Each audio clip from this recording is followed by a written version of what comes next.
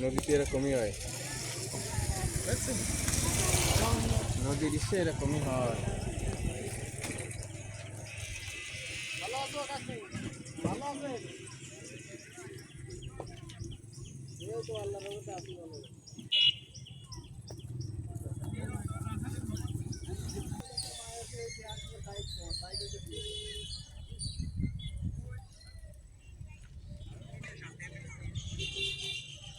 Wow, কি অসাধারণ দৃশ্য!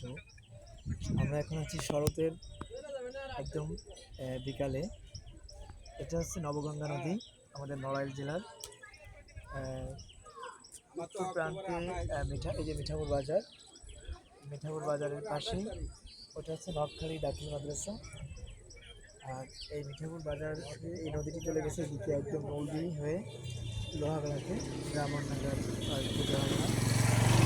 যেতে যেতে দেখা হবে চালিতাতলা বাজারের সেই ঘাটও।